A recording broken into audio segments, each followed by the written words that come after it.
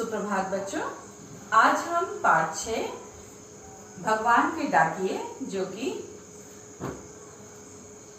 रामधारी से दिनकर जी द्वारा रचित है के प्रश्नों के उत्तर पर चर्चा करेंगे। पहला प्रश्न है, कवि ने पक्षी और बादल को भगवान के डाकिए क्यों बताया है? स्पष्ट कीजिए। कवि ने पक्षी और बादल को भगवान के डाकिए इसलिए कहा है क्योंकि ये डाकिए एक महादेश से दूसरे महादेश में जाते हैं।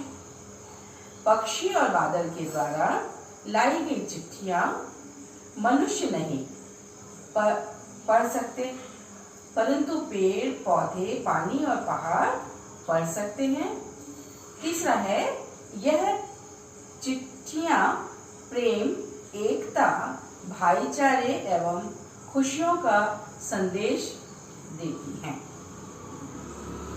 दूसरा प्रश्न है, पक्षी और बादल द्वारा लाई गई चिट्ठियों को कौन कौन पढ़ पाते हैं? सोचकर लिखिए। तो यहाँ पे कवि ने बताया है कि पक्षी और बादल द्वारा लाई गई चिट्ठियां मनुष्य नहीं पढ़ पाता, अर्थात उनके भावों को वह नहीं समझ पाता और बैर भाव रखता है ना। प्रेम पूर्वक कई समय नहीं रहते हैं हम लोग, तो ये जो संदेशा ला रहे हैं हम उन्हें नहीं समझ पाते और इन चिट्ठियों को पेड़ पौधे, पानी और पहाड़ ही पढ़ पाते हैं। आगे कि इन पंक्तियों का भाव क्या है? पक्षी और बादल प्रेम, सद्भाव और एकता का संदेश एक देश से दूसरे देश को भेजते हैं। पक्षी और बादल ये भगवान के डाकिए हैं, अर्थात ईश्वर चाहता है ना कि हम मिलजुल कर रहें, इसीलिए इन्हें कवि ने उनके द्वारा भेजा गया पत्रवाहक कहा है, अर्थात संदेश जो ईश्वर देना चाहता है पत्रवाहक के रूप में कवि ने भी स्वीकार किया है। जो एक महादेश से दूसरे महादेश को जाते हैं, हम तो समझ नहीं पाते हैं, मगर उनकी लाई चिट्ठियां पेड़ पौधे, पानी और पहाड़ बांटते हैं। आगे, प्रकृति देश देश में भेदभाव नहीं करती। एक देश से उठा बादल दूसरे देश में बरस जाता है और एक देश का भाप दूसरे देश में पानी बनकर गिरता है। आगे, पक्षी और बादल की चिट्ठियों में पेड़ पौधे, पानी और पहाड़ क्या पढ़ पाते हैं?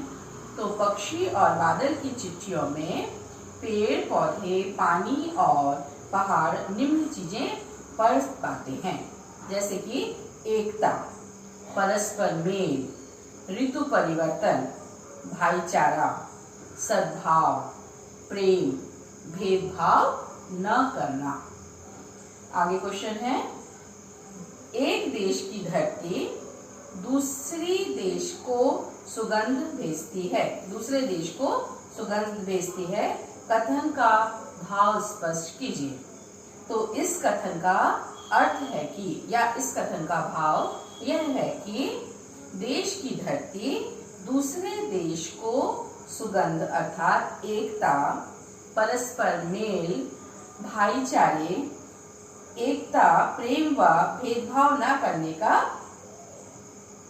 संदेश भेजती है। एकता का संदेश अर्थात मिलजुल कर रहने का संदेश देती है। भाईचारे का अर्थात सभी में मेल जोल हो।